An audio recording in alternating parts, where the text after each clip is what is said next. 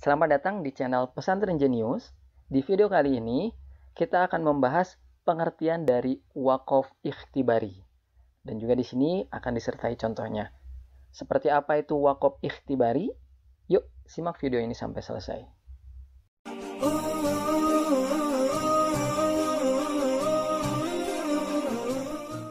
Baik, di awal kita bahas terlebih dahulu pengertian dari waqaf dan juga wasol.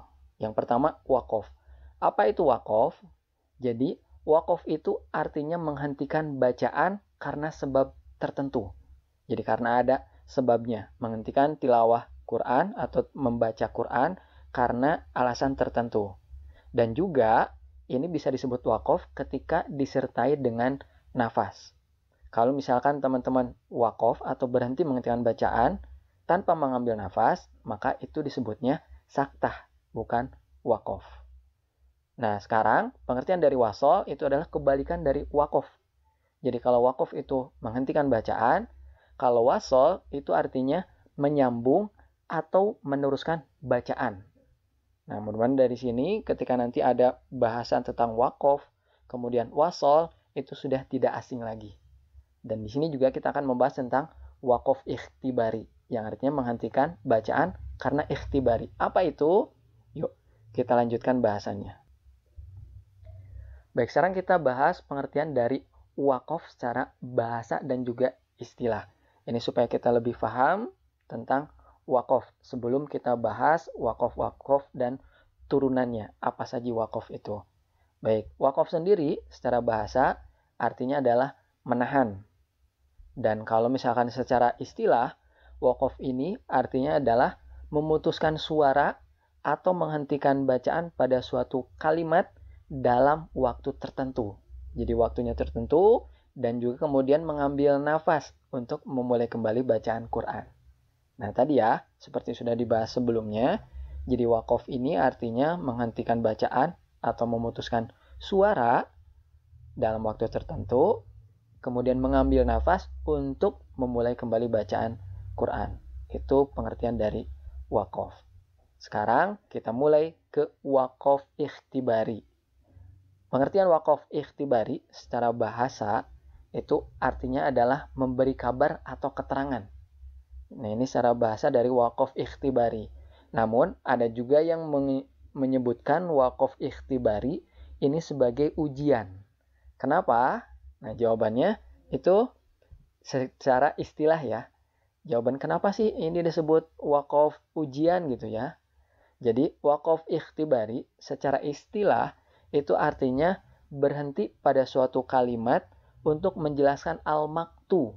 Itu kalimat yang terpotong dan al-mausul atau kalimat yang bersambung. Atau juga karena pertanyaan seorang penguji kepada qori yang sedang belajar bagaimana cara mewakafkannya.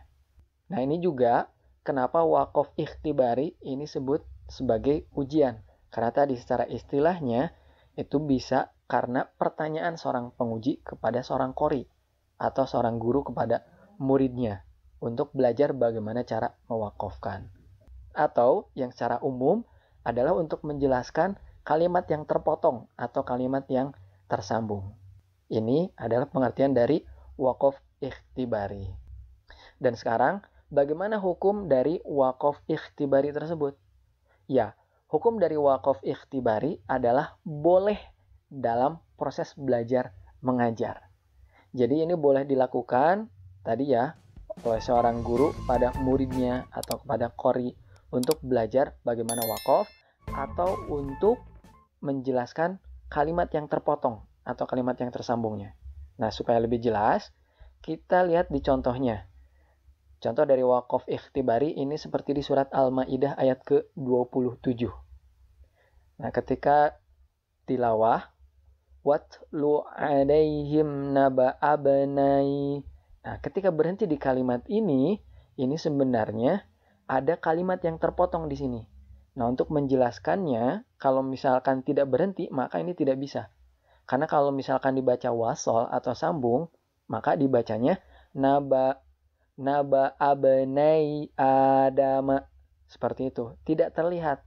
Namun ketika kita berhenti di sini, maka itu akan terlihat. Maka sebenarnya di sini ada kalimat yang terpotong. Dan kalau misalnya secara bahasa, kalau berhenti di sini, itu harusnya ditambah dengan nun. Karena 2 anak ya. Jadi, naba'a banain, bukan naba'a banai. Nah, ini salah satu fungsi dari waqaf ikhtibari. Dan biasa dilakukan itu oleh seorang guru kepada muridnya. Ya tadi, untuk menguji. Makanya waqaf ikhtibari disebut juga sebagai waqaf ujian. Baik, itu tadi penjelasan dari waqaf ikhtibari. Mulai dari penjelasannya, ini tadi ya bisa disebut sebagai waqaf ujian karena dilakukan oleh seorang guru kepada muridnya, ataupun untuk menjelaskan kalimat yang terpotong atau kalimat yang tersambung. Kemudian hukumnya boleh dilakukan dalam proses belajar mengajar. Dan untuk contohnya, tadi ya, sudah kita bahas juga. Baik, mudah-mudahan waqaf ikhtibari ini memberikan Anda penjelasan yang lengkap tentang waqaf ikhtibari, apa itu, kemudian hukumnya bagaimana, dan juga contohnya. Kita ketemu lagi di video yang lainnya untuk membahas hukum-hukum tajwid yang lainnya. Dan bagi yang belum memiliki e-book panduan cara mudah membaca Al-Quran tanpa menghafal tajwid, silakan bisa mendownloadnya di website Fan Quran My ID. Di sana sudah ada linknya, silakan di-download. Insya Allah untuk materi-materi bagaimana kita mudah dalam menerapkan hukum tajwid ada di sana semuanya. Terima kasih. Assalamualaikum warahmatullahi wabarakatuh.